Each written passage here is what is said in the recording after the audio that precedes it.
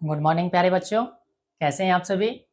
I hope कि आप अच्छे होंगे और अपनी तैयारी में ज़बरदस्त ढंग से लगे होंगे। ठंडी का मौसम आ चुका है और ठंडी के मौसम में आप आराम से कंबल और रजाई में छिपे होंगे और कुछ बच्चे ऐसे होंगे जो आपसे बेहतर करने का प्रयास कर रहे होंगे। तो उसी बेहतर प्रयास के लिए हम भी आपके लिए एक टेस्ट पेपर पुनः तैयार करके लाया है। मैथ का टेस्ट पेपर नंबर 2 है, जो आपके एग्जाम में संभावित प्रश्न भी बन सकते हैं और ऐसा भी हो सकता है कि आपके एग्जाम में यही प्रश्न आपको देखने को मिल भी सकते हैं।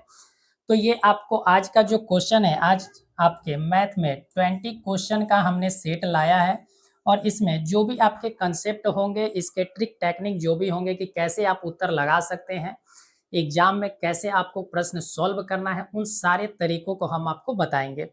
तो उम्मीद करते हैं कि आपको वीडियो पिछले क्लास की तरह अच्छा लगेगा। तो अगर आपको वीडियो अच्छा लगेगा तो लाइक का बटन दबा देंगे और चैनल को सब्सक्राइब नहीं किए होंगे तो चैनल को भी सब्सक्राइब कर लेंगे। तो चलिए मेरे भाई, आज का हम लोग टेस्ट शुरू करते हैं और आज का ये टेस्ट का सबसे पहला क्वेश्चन आप स्क्रीन पर देख पा रहे होंगे कि आज का ये पहला क्वेश्चन क्या है हमारे लिए। चल, आज का क्वेश्चन है, यदि 0,4 0,0 एवं 3,0 किसी त्रिभुज के शीर्षों के नियामक हैं।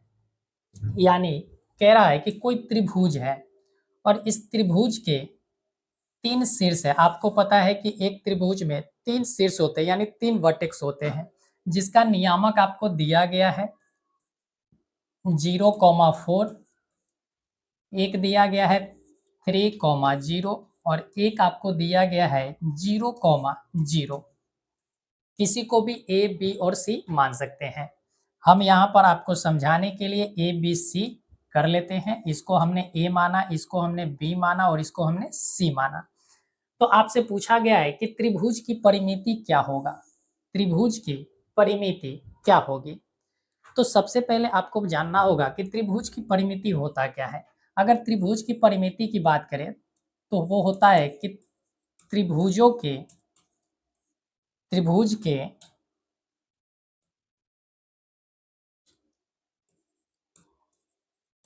त्रिभुज के सभी भुजाओं का योग, सभी भुजाओं की लंबाई का योग, यही आपका क्या होता है। तो आप कहेंगे कि यही हमारा त्रिभुज का परिमिति कहलाता है। तो त्रिभुज की परिमिति निकालने के लिए हमें क्या चाहिए, तीनों भुजाओं का योग चाहिए, यानी तीनों भुजाओं की लंबाई हमें चाहिए। तो तीनों भुजाओं की लंबाई निकालने के लिए आपने एक फॉर्मूला पढ़ा है, डिस्टेंस का फॉर्मूला, कि डिस्टेंस हम कैसे निकालते हैं। तो √x2 - x1 का whole square plus y2 - y1 का होल स्क्वायर, आपने ये फॉर्मूला पढ़ा होगा। तो यहाँ पर हम फॉर्मूला लगा देते हैं। देखिए, अगर ए और सी की अगर हम लंबाई निकालें तो क्या होगा, हम डायरेक्ट फॉर्मूला यहाँ पर अप्लाई कर रहे हैं मेरे भाई, आप समझने का प्रयास कीजिए। यहाँ पर हम डायरेक्ट प्रश्न को सॉल्व करते हैं। चल, यहाँ पर आप देखेंगे तो ये वाली लंबाई कितनी होगी, तो आप कहेंगे कि अगर किसी को भी x1 x2 मान लीजिए, इसको x1 मान लिए, इसको y1 मान लेते हैं, इसको x2 और इसको y2 हमने माना और इसे x3 और इसे y3 हमने माना। तो कहीं से भी निकाल सकते हैं आप। सिंपल क्या करेंगे, x3 में से x1 को, यानी कि दूसरे में से पहले को घटाना है। 3 में से 0 जाएगा तो 3 बचेगा और 3 का स्क्वायर मेरे भाई होता है 9। इसी तरीका से y3 0 है, y3 में से 4 घटाएंगे तो माइनस का 4 होगा और -4 का अगर स्क्वायर हम करते हैं तो क्या होगा, तो आप कहेंगे कि 16 होगा। 16 और 9 का क्या होगा, तो 25 होंगे और 25 का अंडर रूट निकालेंगे तो मेरे भाई ये वाली जो लंबाई होगी, ये लंबाई हमारी 5 हो जाएगी। कितनी होगी जाएगी, 5 हो जाएगी। इसी तरीका से अगर इन दोनों की अगर देखी जाए, सी और बी भुजा की लंबाई निकालनी है तो करनी क्या है, 3 - 0 तो 3 हो गया, 3 का स्क्वायर 9 होता है, 0 में से 0 हो गया मेरे भाई, 0 ही हो जाएगा। तो अंडर रूट 9, 9 का अंडर रूट लेंगे तो क्या होगा मेरे भाई, तो आप कहेंगे 3 हो जाएंगे। इसी तरीका से 0 में से 0 गया, 0 हो जाएंगे और 0 में से 4 गया, यानी y2 में से y1 को घटाएंगे तो 4 का स्क्वायर हो जाएगा आपको 16। तो 16 का अंडर रूट करेंगे तो कितना हो गया 4। यानी कि यहाँ से आपने देखा कि AC की लंबाई यानी AC plus BC plus AB हमें चाहिए। AC की लंबाई 5 हो गया, BC की लंबाई कहेंगे तो आप 3 हो गया और इसी तरीका से AB की लंबाई करेंगे तो 4 हो गया। तो 5 प्लस 3 प्लस 4 कितना हो गया? तो आप कहेंगे कि 12 होता है। तो यहाँ पर हमारा उत्तर क्या होगा? 12 हो जाएगा और यही हमारा ऑप्शन नंबर सी सही आंसर होगा। यही हमारा सी नंबर आंसर क्या होंगे? सही होंगे। तो आपको एक सिंपल सी प्रश्न है, सिंपल सी प्रश्न का सिंपल सा सॉल्यूशन एक दूसरे में से घटाकर स्क्वायर कर देना है और उसका सम करके अंडर रूट ले लेना है। इससे ज़्यादा कुछ भी नहीं है यहाँ पर। चल अगले क्वेश्चन की ओर बढ़ते हैं। क्वेश्चन है 5 के प्रथम 7 गुणजों का माध्य। माध्य का अर्थ होता है औसत। माध्य का अर्थ होता है औसत। यानी कि आपको निकालने हैं कि 5 के 7 जो गुणज होगा उनका औसत क्या होगा। जब भी ऐसा प्रश्न आएगा तो पहले एक तरीका हम आपको सिखलाते हैं, उसके बाद आप किसी भी तरीका से आपको इच्छा करे बना लेना। जैसे 5 के प्रथम 7 गुणज का है तो 5 का सबसे पहला गुणज 5 होगा, 5 का अगला गुणज 10 होगा, उसके बाद 15 हो जाएगा, उसके बाद आप कहेंगे 20 हो जाएगा, उसके बाद 25 हो जाएगा, 25 के बाद 30 हो जाएगा और 30 के बाद 35 हो जाएगा। तो यहाँ पर आपने देखा कि 5, 10, 15, 20, 25, 30 और 35, इसका हमें औसत निकालना है। तो औसत के लिए क्या होता है? औसत के लिए होता है कि सभी संख्याओं का योग। तो आप क्या करेंगे? इन सभी संख्याओं को जोड़ेंगे, 5 plus 10 plus 15 plus 20 plus 25 plus 30 plus 35 और बटा क्या होता है? तो कुल संख्या, टोटल कितनी संख्या है? तो 7 है, तो उसको 7 से हम क्या करेंगे? भाग करेंगे। तो यहाँ से हमारा उत्तर जो भी आ जाए आप समझ सकते हैं कि ऐसे ही हमें सॉल्व करने होंगे। लेकिन हम जो आपको तरीका बता रहे हैं वो तरीका थोड़ा सा एडवांस हो सकता है आपके लिए, लेकिन आप अगर समझ गए तो आप आराम से क्वेश्चन बना सकते हैं। यहाँ देखिए हर जगह डिफरेंस सेम है, हर जगह अंतर क्या है? समान है। अगर समान अंतर है तो आप बीच वाली संख्या को ढूंढेंगे। कौन सी संख्या को ढूंढेंगे? बीच वाली संख्या को। टोटल 7 संख्या है तो 7 संख्या में से 3 संख्या इधर हो गया और 3 संख्या इधर हो गया, तो बीचों बीच संख्या क्या बचा मेरे भाई?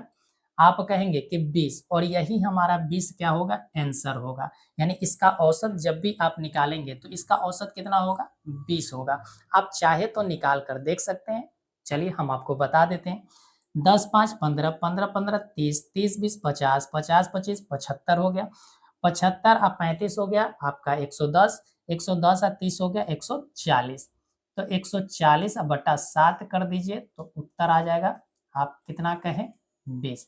और हमने इस तरीका से भी आपको बताया कि उत्तर क्या होगा? 20 होगा। बात क्लियर है? अगर ऐसा ही प्रश्न आ जाए लेकिन आपको ये पता न चले कि बीचों बीच, जैसे यहाँ पर 6 संख्या होती, संख्या अगर 6 होती तब हम क्या करते? तब तो यहाँ पर बीचों बीच उत्तर होता नहीं। तब यहाँ पर अब आप देख रहे हैं कि बीच वाली उत्तर नहीं हो पाती। तब हम क्या करते? तो यहाँ देखिए बीचों बीच बनाने के लिए आप क्या करते कि आपको कुछ नहीं करना है। आप यहाँ पर देखिए, यहाँ पर अगर देखेंगे तो देखिए शुरू और अंत वाला को ऐड कर दीजिए। शुरू और अंत वाले को ऐड कर दीजिए। 30 अब 5 कितना हो गया? 35 हो गया और 35 का आधा क्या होता है? तो 35 का आधा करेंगे तो 17.5 होता है। तो इसका उत्तर क्या हो जाता? 17.5 हो जाता। या आपको ऐसे भी ना समझ में आया तो एक और तरीका बताते हैं, आप समझ सकते हैं। तरीका की कमी नहीं है, एक मैथ को सॉल्व करने के हजारों तरीका उपलब्ध है इस ब्रह्मांड में।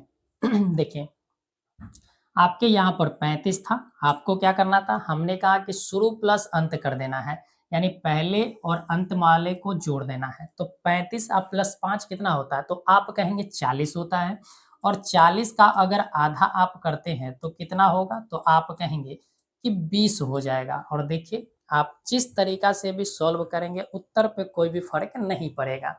तो हम आपको यही सिखलाना चाह रहे हैं कि आप रटने वाले बच्चा मत बनिए। आप समझिए कि हमें उत्तर चाहिए, क्योंकि ऑब्जेक्टिव में आपको फुल मार्क्स ऐसे ही दिलवा देंगे हम।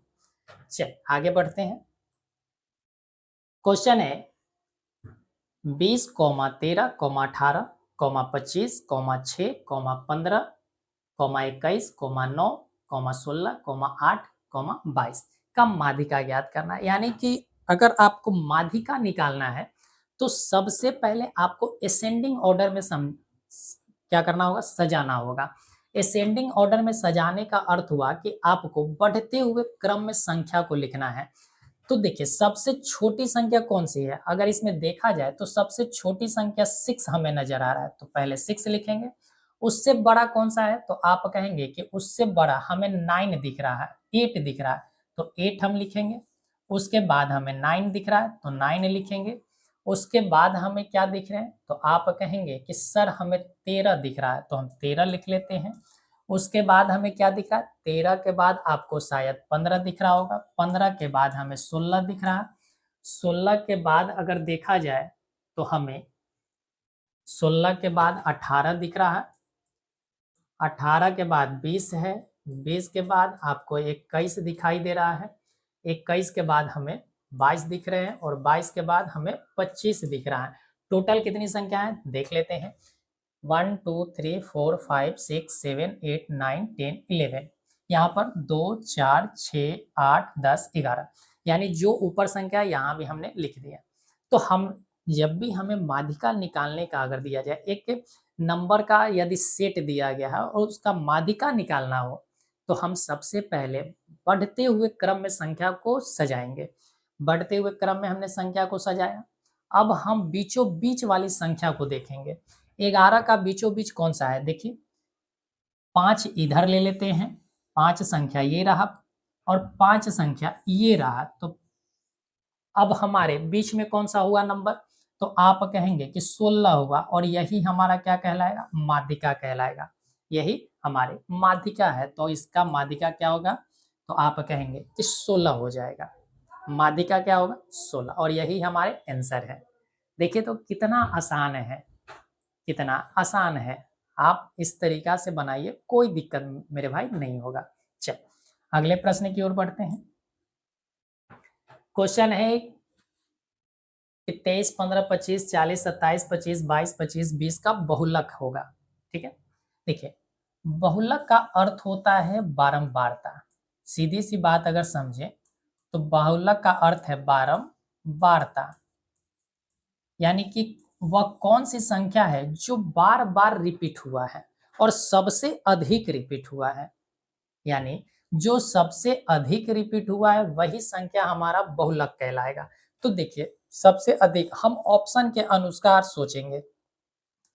23 कितनी बार आया है, तो देखिए 23 की संख्या जो है यहाँ पर केवल एक बार आया है। कितने टाइम्स आया, एक बार, यानी कि 23 जो है 23 की बारंबारता एक है। 25 की अगर बात करें तो 25 1 2 3, 3 बार आया है। 22 की अगर बात किया जाए तो एक बार आया है, और 15 की बात की जाए तो 15 भी एक बार आया है। तो यहाँ पर हमें सबसे ज्यादा बार रिपीट होने वाली संख्या ही बहुलक कहलाएगा। तो सबसे ज्यादा बार रिपीट कौन सा हुआ है, 25 हुआ है। इस वजह से हमारा आंसर किसके साथ जाएगा, तो आप कहेंगे ऑप्शन नंबर बी के साथ जाएगा। ऑप्शन नंबर बी के साथ हमारा उत्तर होगा। तो ये हमारा सही आंसर है। चल अगले प्रश्न की ओर बढ़ते हैं। प्रश्न है एक बारंबारता बटन की माध्यिका 40 एवं 38.2 है। माध्यिका 40 एवं यहाँ पर कुछ छूटा हुआ है, इसको लिख लेंगे, एवं माध्य, क्या है, माध्य 38.2 है। तो इसका बहुलक क्या होगा। एक क्या दिया गया, बारंबारता का बटन दिया गया, बारंबारता सेट दिया गया, उसकी माध्यिका दी गई है 40 और माध्य दिया गया है 38.2। तो आपसे पूछा गया कि बहुलक क्या होगा। आप ध्यान रखेंगे कि जब भी आपको बहुलक निकालना हो तो एक आपने देखा बहुलक निकालने का कि जो सबसे अधिक बार संख्या रिपीट हो रहा है वही हमारा बहुलक बन जा रहा है। और यहाँ जब आपको माध्यिका और माध्य दिया रहे तब आपको बहुलक का फॉर्मूला याद रखना है कि 3 गुना माध्यिका, 3 गुना माध्यिका माइनस 2 गुना माध्य कर देना है। क्या करना है? 2 गुना माध्य कर देना है। इस बात को आप समझे। अब इसी को हमें क्या करना है? अब सजा देना है।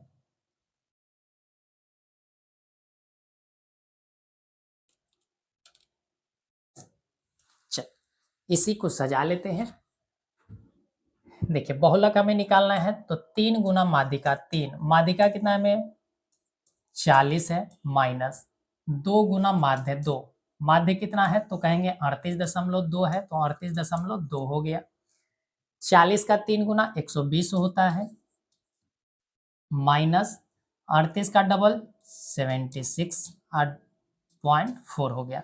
जब इसे घटाएंगे तो देखिए 120 में से हमें 76.4 घटाना है।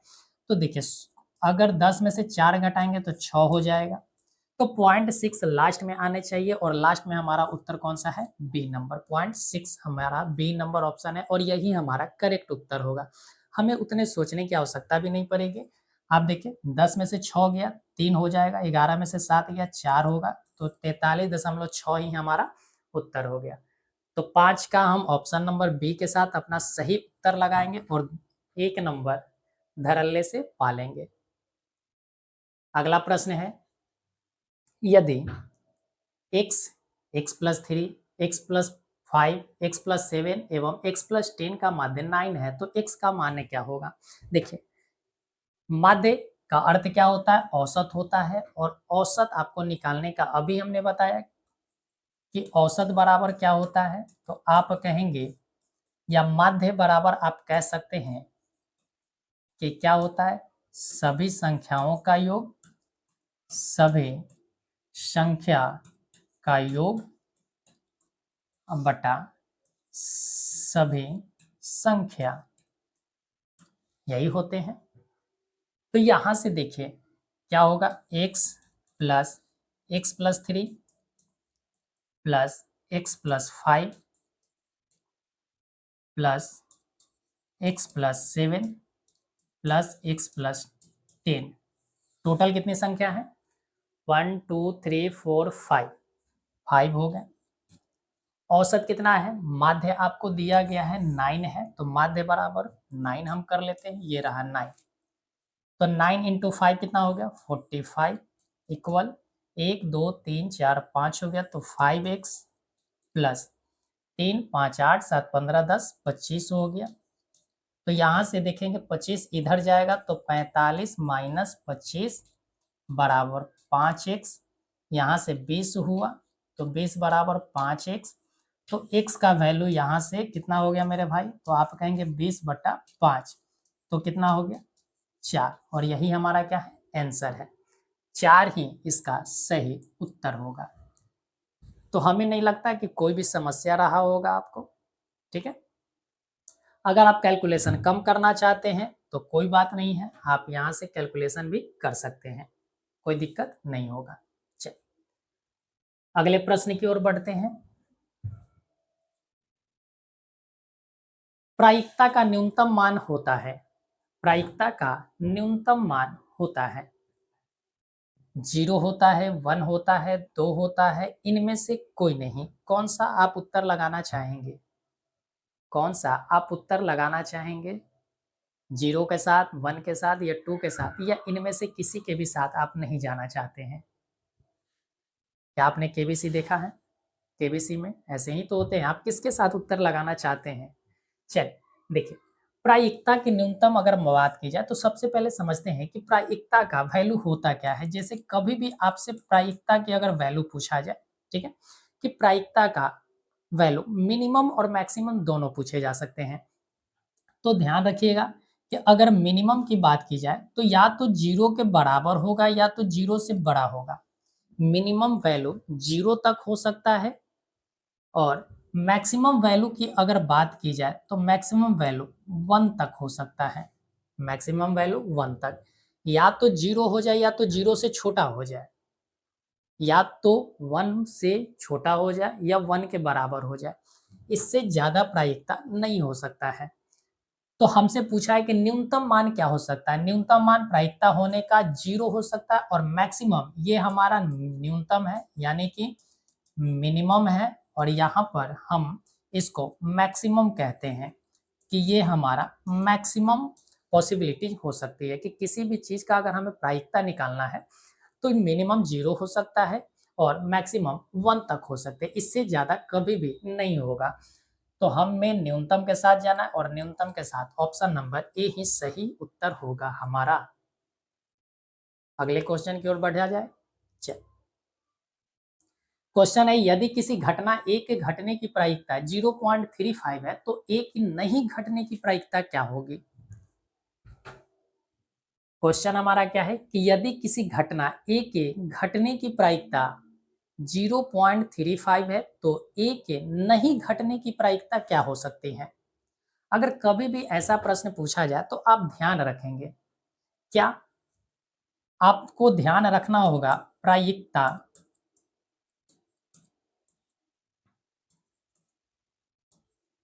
घटित होने और प्लस प्रायिकता घटित न होने का जो योग होगा वो 1 के बराबर होगा। किसके बराबर होगा? 1 के बराबर होगा। यानी कोई घटना घटित होने का या कोई घटना नहीं घटित होने का, इन दोनों का जो सम होगा, इन दोनों का जो योग होगा वो हमेशा 1 के बराबर होगा। क्योंकि अभी प्रीवियस हमने क्वेश्चन में कहा कि मैक्सिमम वैल्यू 1 हो सकता है और मिनिमम वैल्यू 0 हो सकता है। तो एक से ज्यादा कभी नहीं होगा। तो ध्यान रखेंगे कि अगर घटने की प्रायिकता अगर 0.35 है तो घटना न घटने की प्रायिकता क्या हो सकती है।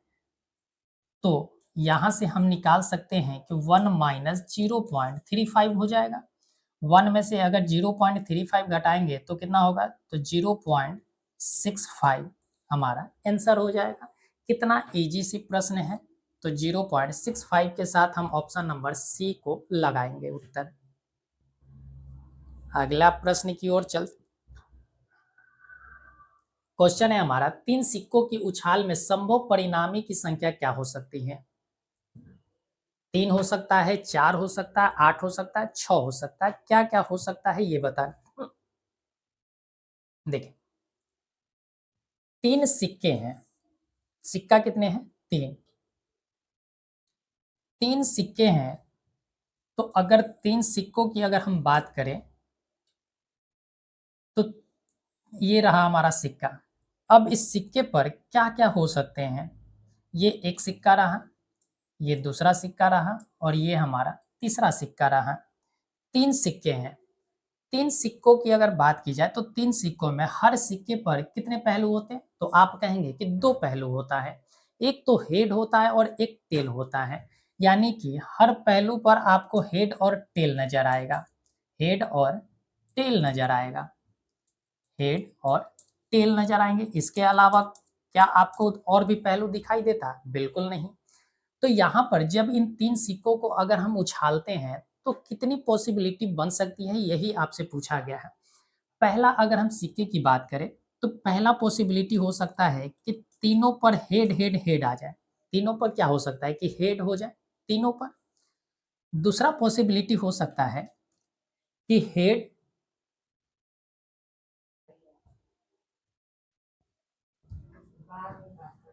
पहला पॉसिबिलिटी हो सकता है कि हेड हेड हेड हो जाए। दूसरा पॉसिबिलिटी हो सकता है कि हेड टेल, हेड हेड और टेल ले लेते हैं ताकि आपको अच्छे ढंग से समझ में आए। हेड हेड और टेल हो सकता है। तीसरी पॉसिबिलिटी की अगर बात की जाए तो हेड टेल और हेड हो सकता है। ये 3 पॉसिबिलिटी तो हमें यहाँ पर दिखाई दे। और पॉसिबिलिटी क्या हो सकता है कि आप कह दो कि टेल हेड और हेड हो जाए। टेल हेड और हेड हो जाए। चौथी पॉसिबिलिटी हो गई। पांचवी पॉसिबिलिटी की अगर बात की जाए तो टेल टेल और टेल हो सकता है। छठी पॉसिबिलिटी की अगर बात की जाए तो टेल हेड और टेल हो सकता है। तो 6 पॉसिबिलिटी हमें ऐसे दिखाई दे। और सातवीं पॉसिबिलिटी की अगर बात की जाए तो सातवीं पॉसिबिलिटी हो सकती है कि आप कह सकते हैं कि आप 3 हो गया, यहाँ पर और हो सकते हैं हेड टेल टेल हो सकता है। देखिए हेड, टेल और टेल हो सकता है। और अंतिम पॉसिबिलिटी हो सकता है कि आप टेल, टेल और हेड ले लें, टेल, टेल और हेड ले लें। तो ये हमारी 8 पॉसिबिलिटी हो सकती है, तो हम किसके साथ उत्तर लगाएँगे? 8 के साथ जाएँगे। लेकिन मेरे बच्चे, आप इस बात को ध्यान रखिएगा कि जब भी ऐसा प्रश्न आए, तो आप कन्फ्यूज़ हो जाएँगे, क्योंकि इसमें लिखनी बहुत मुश्किल काम है। तो आप हमेशा ध्यान रखेंगे कि कितने सिक्के हैं। एक सिक्के के 2 पहलू होते हैं। तो ध्यान रखिएगा कि जब हम एक सिक्के को उछालेंगे तो इसके 2 पहलू हो सकते हैं। इस वाले सिक्कों को भी उछालेंगे तो 2 पहलू हो सकते हैं और इस सिक्के को भी उछालेंगे तो 2 पॉसिबिलिटी हो सकते हैं। तो टोटल पॉसिबिलिटी की अगर संख्या की बात की जाए तो 2 गुना 2 गुना 2 होगा और टोटल 8 पॉसिबिलिटी हो सकते हैं और यही हमारा आपने देखा कि उत्तर आया है। तो कभी भी ऐसा प्रश्न आए तो आप इस तरीका से बिल्कुल ना जाएँ। ये आपको फँसाएगा, ये आपको फँसा देगा। आपको ऑब्जेक्टिव क्वेश्चन है, आपको आंसर लगाने हैं। आप थ्योरेटिकल वाले क्वेश्चन में जब पूछा जाएगा तो आप ऐसे जाइएगा, क्योंकि उसमें नंबर इसी तरीका से मिलने हैं। लेकिन इस वाले क्वेश्चन में आपको तरीका का कोई मतलब नहीं है, आपको उत्तर से मतलब है, तो आप उत्तर ऐसे लगाएँगे। अगर इसी के जगह पर 5 सिक्के होते, तो 5 सिक्के होते तो आप क्या करते? तो आप कुछ नहीं, 2 पहलू है, 2 को कितने बार मल्टीप्लाई करते हैं? 5 बार। इसका मतलब 2 के पावर 5 और 2 के पावर 5 होता है 32। तो अब ज़रा सोचिए कि 32 पॉसिबिलिटी को क्या लिखना यहाँ पर पॉसिबल है? आप तो कन्फ्यूज़ कर जाएँगे, आपका पूरा पेपर सत्यानाश हो जाएगा। इस वजह से हमने इस तरीका को, मेरे भाई, हमने काटा है। अब आपको समझ में आ गए होंगे। तो चलिए अगले प्रश्न की ओर हम बढ़ते हैं। अगला प्रश्न है, निम्नलिखित में कौन सी संख्या किसी घटना की प्रायिकता नहीं हो सकती है?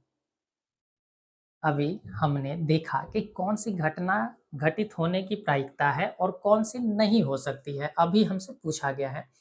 तो अभी हमने कहा कि प्रायिकता जो घटित होगा यानी पीई का जो वैल्यू होगा, वो क्या हो सकता है?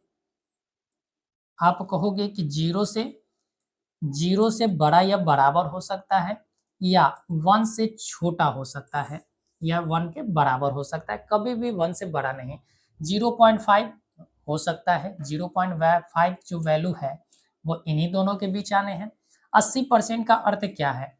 0.8 है। 80% का अर्थ है कि 0.8 भी यहीं पर आएगा।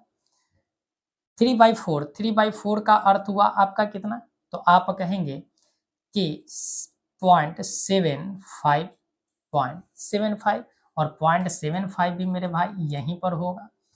लेकिन 1.9 जो है ये हमारा 1 से बड़ा वैल्यू है, 1 से बड़ा वैल्यू है, इस वजह से हम किसके साथ लगाएँगे आंसर? ऑप्शन नंबर बी के साथ, कि ये कभी भी हमारी प्रायिकता होने की पॉसिबिलिटीज़ नहीं है। बात समझे? कोई भी समस्या नहीं है? उम्मीद करते हैं कि आपको सारा का सारा प्रश्न अच्छे ढंग से समझ में आ रहा होगा। एक प्रश्न है, कहा जा रहा है कि एक पासे की एक फेंक में 5 या 5 से कम अंक प्राप्त होने की प्रायिकता क्या होगी? देखिए, एक पासा है, ठीक है? आपने लूडो अवश्य खेला होगा, लूडो में आपने देखा होगा कि एक पासा होता है और उस पासे पर 1 से लेकर 6 तक की अंक निर्दिष्ट होती है। 1, 2, 3, 4, 5, 6, यानी कि उस पे एक एक सरफेस पर 1 डॉट होता है, दूसरे सरफेस पे 2 डॉट, तीसरे सरफेस पर 3 डॉट, इसी तरीक़ा से 6 डॉट हमें निर्दिष्ट हुआ दिखाई पड़ता है। तो यहाँ पर हमसे बोला है कि अगर हमें निकालना है, 5 हो सकता है या 5 से कम हमें चाहिए। अगर हमें टोटल की टोटल प्रायिकता अगर निकालनी होगी तो 6 प्रायिकता हो सकता है कि 6 पॉसिबिलिटीज़ हो सकते हैं आने के।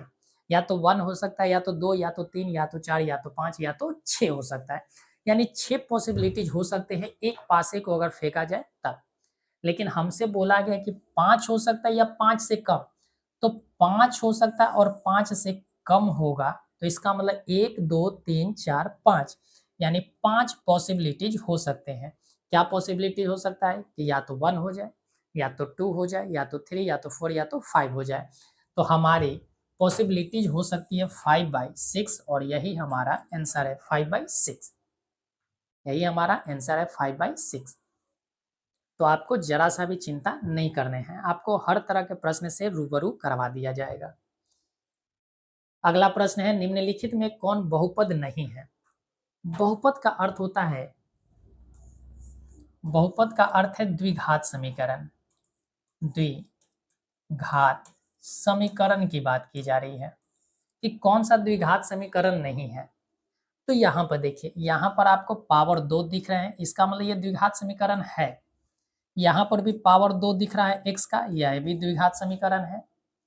यहाँ पर भी दिख रहा है आपको पावर 3 है, यानी बहुपद यानी उसका एक से अधिक पावर होना चाहिए। द्विघात समीकरण कहिए या घात 2 से अधिक होना चाहिए, उसी को हम क्या कहते हैं? तो उसी को हम बहुपद बोलते हैं, यानी एक से अधिक पदों वालों को।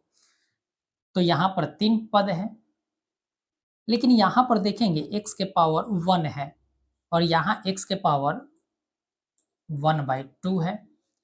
तो ये एक लीनियर इक्वेशन के फॉर्म में है, तो हम सही उत्तर के साथ जाएंगे सी नंबर के साथ, यानी सी नंबर ही उत्तर हमारा सही होगा।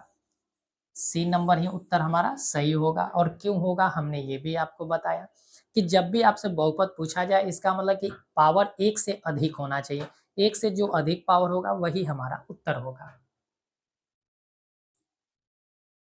बहुपद 3x² minus 7x plus 2 into 2x के पावर 4 प्लस 3x का क्यूब माइनस 5x प्लस 2 का घात पूछा गया। ऐसा प्रश्न आपने प्रीवियस क्लास में भी देखा होगा कि घात जो है, जब भी हमें घात अगर पूछा जाए तो आप मैक्सिमम घात को कैलकुलेट करेंगे, यानी कि घात मैक्सिमम होना चाहिए। आपको कुछ नहीं करना है, जो मैक्सिमम घात है उसको मल्टीप्लाई करना है। यहाँ मैक्सिमम घात 4 है और यहाँ मैक्सिमम घात 2 है, यानी कि x के पावर 2 गुना x के पावर 4, इन दोनों को जब हम मल्टीप्लाई करेंगे तो क्या होगा? x के पावर 6 होगा। आपने एक घातांक और करने में पढ़ा होगा कि अगर x के पावर m गुना x के पावर n दिया गया है तो क्या होता है? तो आप कहेंगे x के पावर m प्लस n होता है। तो यही हमने फॉर्मूला यहाँ पर अप्लाई कर दिया कि x के पावर 6, तो मैक्सिमम घात क्या होगा? 6। तो हमारा ऑप्शन नंबर बी सही उत्तर होगा। ऑप्शन नंबर बी हमारा सही आंसर है। अगला प्रश्न है, बहुपद x² माइनस 13 के शून्यक है। x² माइनस 13 के शून्यक है 13 comma minus 13, 13 comma minus root under 13, root under 13 comma minus root under 13 और रूट 13 कॉमा 13 है। तो यहाँ से आपको शून्यक बताना है। देखिए, शून्यक का अर्थ है कि x का एक हमें ऐसा वैल्यू चाहिए कि x² माइनस 13 करे तो वो 0 के बराबर हो जाए। किसके बराबर हो जाए? 0 के बराबर हो जाए। यानी x का हमें एक ऐसा वैल्यू एज्यूम करना होगा, एक ऐसा वैल्यू हमें लाना होगा कि जब x² में से हम 13 घटा दें तो वैल्यू 0 के बराबर हो जाए। शून्य का अर्थ ये है। तो आप यहाँ से देखें कि अगर ये इक्वेशन शून्यक के बराबर है तो हम कह सकते हैं कि x² जो होगा वो 13 के बराबर हो जाएगा। इसके बराबर x जो होगा x² वो 13, इधर माइनस है, इधर जाकर क्या हो जाएगा? प्लस का। तो x का वैल्यू क्या होगा? तो आप कहेंगे प्लस माइनस रूट अंडर 13 हो जाएगा। प्लस माइनस रूट अंडर 13 हो जाएगा। तो यहाँ से अगर हम निकालेंगे तो एक प्लस का रूट 13 होगा हमारा और एक हमारा माइनस का रूट 13, और यहाँ पर हमारे दो शून्यक मिले कि या तो आप पॉजिटिव रूट 13 रखें या निगेटिव रूट 13 रखें, हमारा वैल्यू 0 के बराबर ही होगा। आप इसको सेटिस्फाई करके देख सकते हैं। तो हमारा उत्तर किसके साथ जाएगा? Root 13 comma minus root 13। Option number C हमारा सही आंसर होगा। ऑप्शन नंबर सी हमारा सही आंसर होगा। अगले प्रश्न की ओर चलते हैं। प्रश्न है, m के किस मान के लिए -4 बहुपद x² minus x minus 2m plus 2 का एक शून्यक है। यानी m का हम एक ऐसा कौन सा वैल्यू हमें चाहिए, एक ऐसा वैल्यू चाहिए जिसको रखने पर ये बहुपद जो है वो -4 के बराबर हो जाए। यानी ये शून्यक है, क्या है, शून्यक है, क्या, -4 है।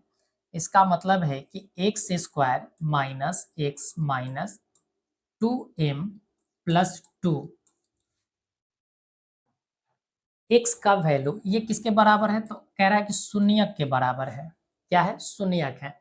m का हमें मान चाहिए, तो ये -4 जो है ये बहुपद इसका एक शून्यक है। इसका मतलब कि x का वैल्यू हमारा क्या है, 4 है। आपने अभी देखा प्रीवियस क्वेश्चन में कि x का वैल्यू √13 और माइनस का √13 आया, तो 4 का स्क्वायर ये -4 है, तो x का वैल्यू हमारा -4 के बराबर है। तो यहाँ से अगर देखा जाए तो एक्स स्क्वायर -4 का स्क्वायर माइनस हो गया -4 माइनस 2m प्लस 2 इक्वल 0। तो यहाँ से -4 का स्क्वायर करेंगे तो 16 हो जाएगा, माइनस माइनस प्लस हो जाएगा, +4 हो गया, माइनस 2m प्लस 2 बराबर 0 हो गया। 16 4 20 हो गया, 20। इस माइनस को उधर ले जाते हैं तो प्लस का हो जाएगा, प्लस का 2m प्लस 2 हो जाएगा।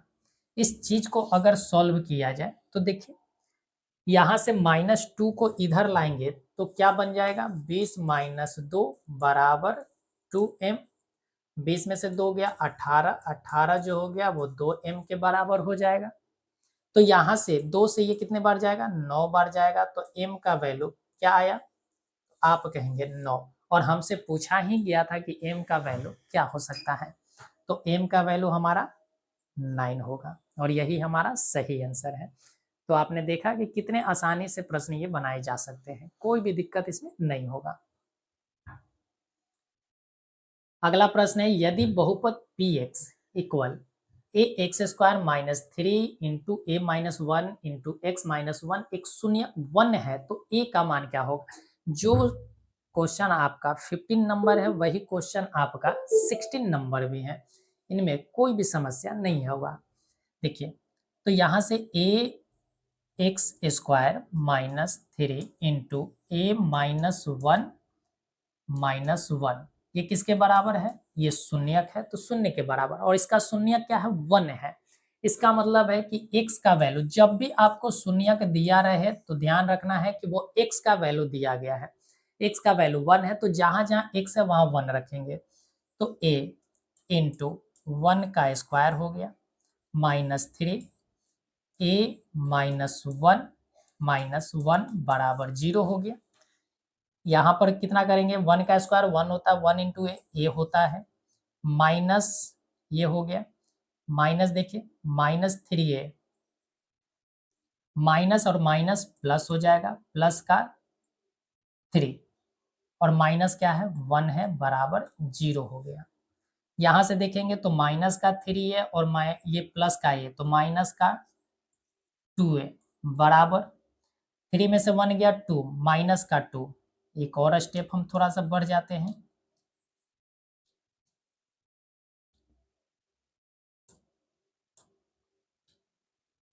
माइनस का 2 बराबर 0 हो गया। यहाँ से सॉल्व करेंगे तो क्या होगा, माइनस ये प्लस का 2 होगा, माइनस का 2a इक्वल हो गया माइनस का 2, माइनस से माइनस कैंसिल, 2 से 2 कैंसिल, तो a का वैल्यू 1 के बराबर आया। यानी a भी जो होगा वो 1 होगा, a भी क्या होगा 1 होगा, और a का मान ही हमसे पूछा गया था, a का मान ही हमसे पूछा गया था। उम्मीद करते हैं आपको ये बातें समझ में आया होगा। आज जो हमने क्वेश्चन लेकर आया है वो क्वेश्चन में है क्या, कि आपको एक ही जैसा प्रश्न को 2 बार 3 बार हमने लाया ताकि आपके कंसेप्ट भी क्लियर हो जाए। अगले प्रश्न की ओर बढ़ते हैं। प्रश्न है हमारा कि निम्नलिखित में से किस द्विघात बहुपद के शून्यक 3/5 एवं -1/2 है।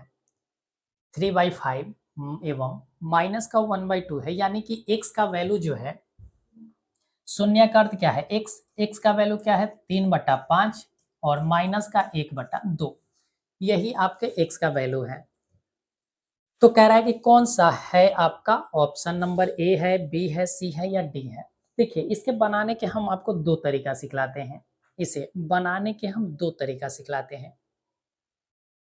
एक तरीका जो आप बेसिक जानते हो, हालांकि आप बेसिक ही जानो, आप फुल जानोगे, शॉर्ट जानोगे तो शायद आप कंफ्यूज हो जाओ, इस वजह से आप फुल ही जानो। देखो, तो अगर पहले ऑप्शन को हम सॉल्व करते हैं तो यहाँ क्या होगा, 10x² माइन यहाँ पर 6x माइनस 5x और प्लस 3 बराबर 0 लिख सकते हैं इसको।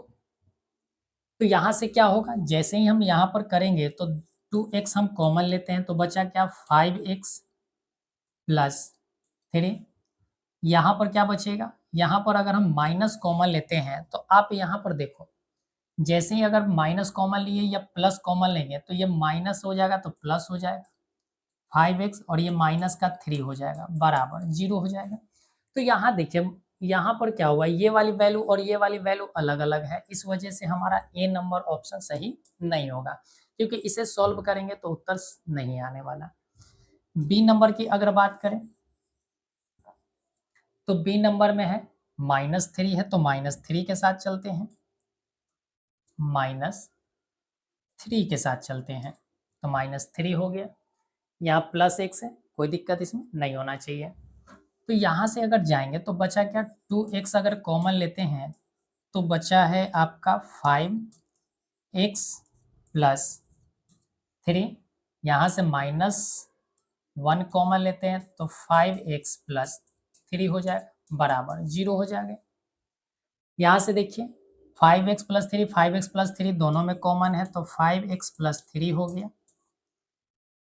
बचा क्या, कॉमन ले लिए तो यहाँ से 2x बचा और यहाँ माइनस का 1 बचा बराबर 0। इसका मतलब है कि 5x प्लस 3 वो भी 0 के बराबर है, तो 5x बराबर माइनस का 3, तो x बराबर हो गया माइनस का 3/5।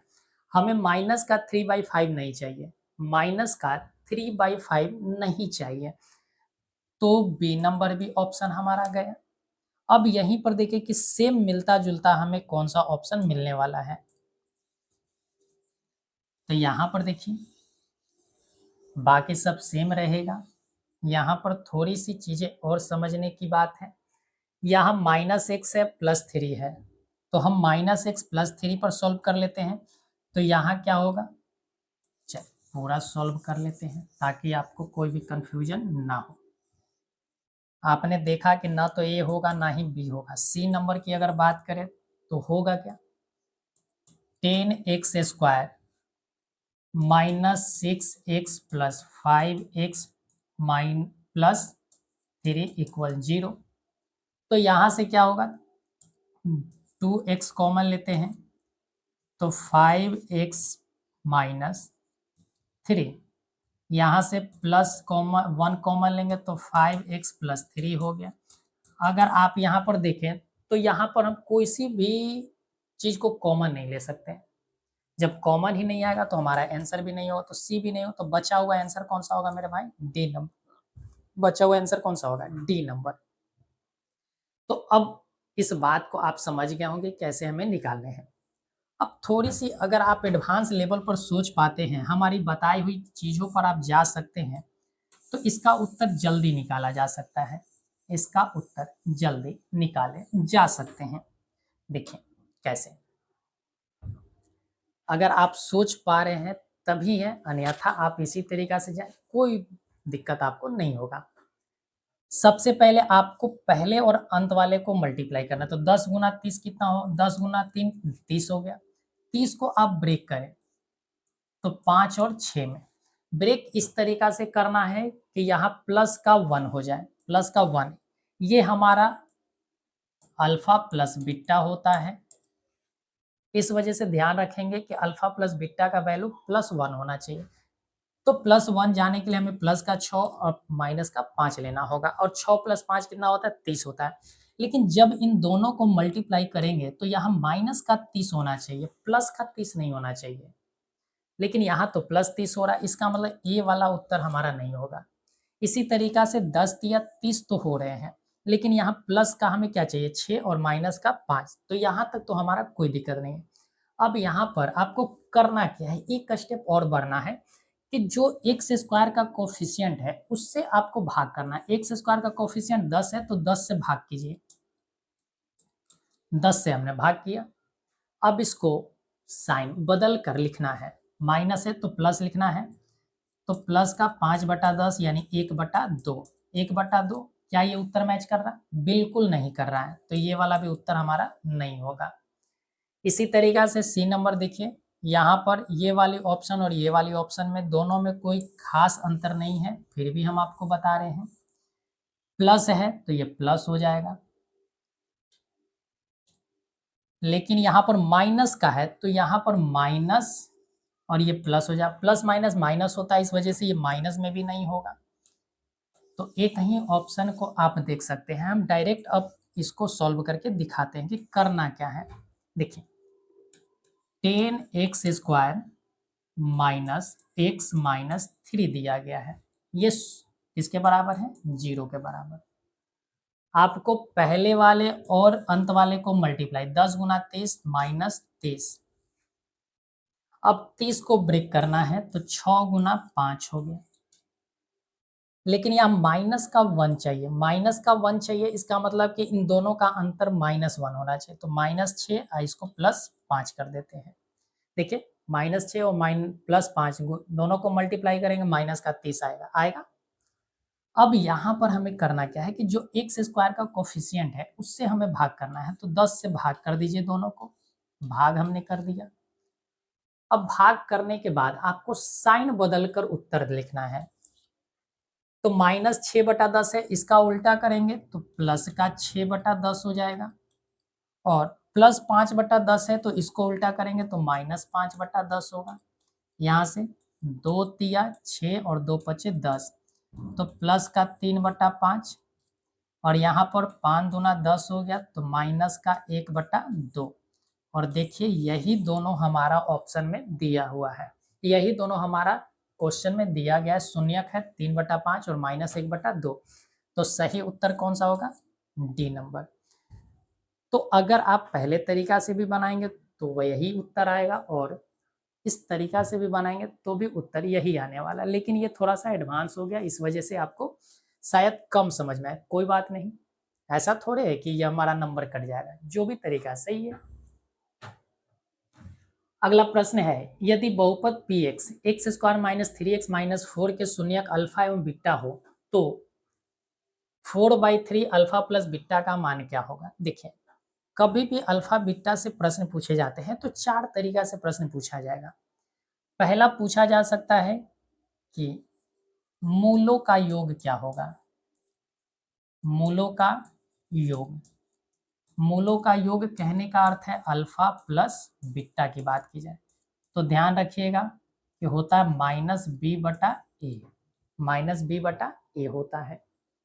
दूसरा प्रश्न पूछा जाता है मूलों का गुणनफल, मूलों का गुणनफल। अगर मूलों का गुणनफल, इसका मतलब अल्फा इंटू बीटा की बात की जा रही है।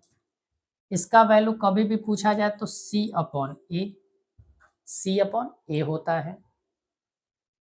इसी तरीका से अगर पूछा जाए मूलों के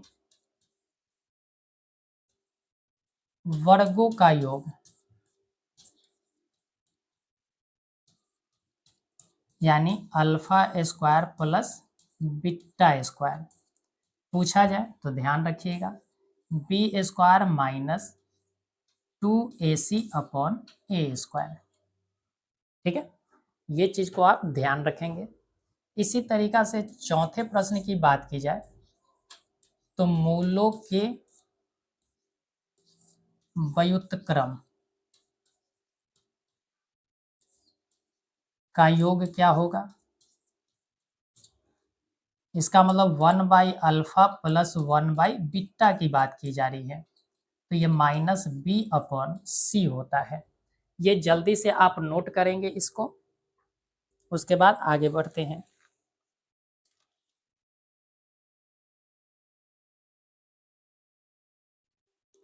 नोट कर लिए? चल, तो अब हमसे पूछा है 4/3 अल्फा प्लस बीटा का मान क्या होगा? अल्फा प्लस बीटा होता है -b/a। यहाँ हमें ए और बी दोनों चाहिए, इस बात को ध्यान रखिएगा। तो हम इसे मिटाते हैं, इसको सॉल्व करते हैं।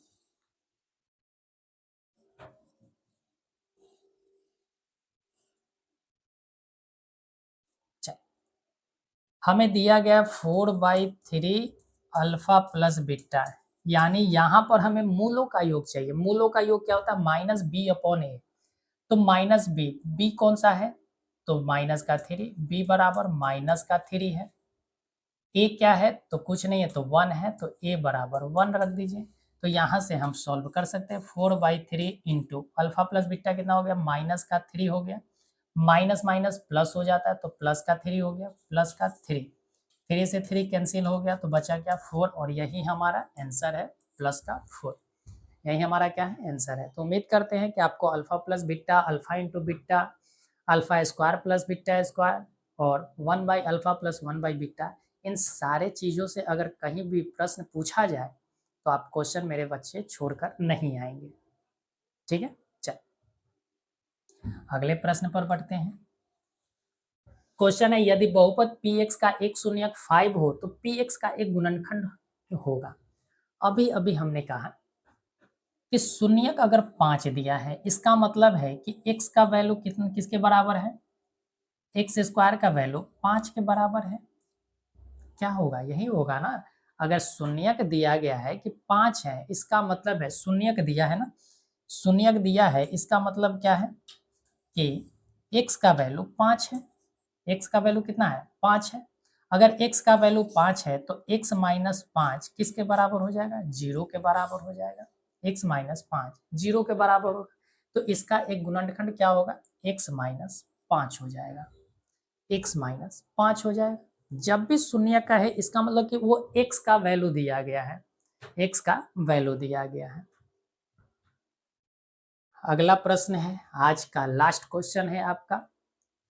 x के power 4 plus 2x cube minus 17x square minus 4x plus 30 को qx equal x square plus 2x minus 15 से भाग दिया जाता है तो भागफल का घात क्या होगा? देखिए, अभी अभी हमने कहा है, पहले भी आपको बोला कि जब भी घात पूछा जाए तो इसका मतलब है कि मैक्सिमम घात आपसे पूछा जा रहा है। क्या पूछा जाए? मैक्सिमम घात पूछा जा रहा है। तो कुछ नहीं करना है, आपको भाग करना है। तो पी एक्स अपॉन क्या करना है? तो आप कहेंगे कि क्यू एक्स करना है। पी एक्स का वैल्यू क्या है? एक्स के power 4 plus 2x cube minus 17x square minus 4x plus 30 by x square plus 2x minus 15 दिया गया है। तो हमसे भाग दिया जाना है और भागफल पूछा गया, तो हमेशा ध्यान रखिएगा कि जो मैक्सिमम पावर है उसी को मैक्सिमम पावर से भाग करने हैं। तो x के पावर 4 को भाग करना है x के पावर 2 से। तो यहाँ क्या होगा? आपने एक घातांकन करने में पढ़ा होगा कि जब भी x के पावर m को अगर x के पावर n से भाग किया जाए तो x के पावर m माइनस n होता है। क्या होता है? x के पावर m माइनस n होता है। तो यहाँ से अगर देखा जाए तो x के पावर 4 माइनस क्या होगा? 2 हो जाएगा। तो बचा क्या? x के पावर 2, यानी कि मैक्सिमम घात हमारा क्या बचा? तो आप कहेंगे कि 2 बचा है, और यही हमारा आंसर हो जाएगा। यही हमारा आंसर हो जाएगा। तो उम्मीद करते हैं कि आज का आपको 20 क्वेश्चन मज़ेदार लगे होंगे, आपने कुछ सीखा होगा, समझा होगा, आप कंसेप्ट को भी समझे होंगे, क्वेश्चन को किस तरीका से सॉल्व करना है ये भी बातें को आप समझे होंगे अच्छे ढंग से। तो अगर चैनल को सब्सक्राइब नहीं किए हैं, आप नए हैं इस चैनल पर, तो चैनल को सब्सक्राइब कर लीजिए ताकि आपको आने वाले जितने सारे वीडियो हैं वो आप तक नोटिफिकेशन के माध्यम से मिलता रहे। तो और अपने दोस्तों के साथ भी शेयर करते रहें ताकि और भी बच्चे हमारे साथ जुड़े और उनको एजुकेशन का बेहतर से बेहतर लाभ मिल सके, वो भी अपने स्कोर को बढ़ा सके। और यही आप हमारे लिए आपका गुरुदक्षिणा है और एक मोटिवेशन की तरह कार्य करता है।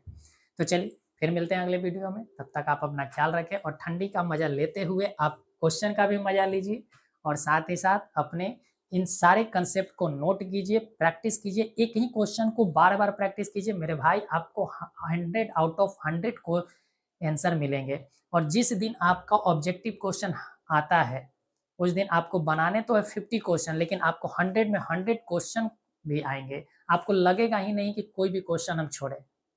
आपको हर क्वेश्चन आपको आएगा। हमारा वादा है आपसे, जैसा कि आपसे वादा किया तो बिल्कुल आपके वादे के अनुसार हम अपनी मेहनत कर रहे हैं और आपको भी अपना मेहनत करना होगा। तो चलिए फिर मिलते हैं।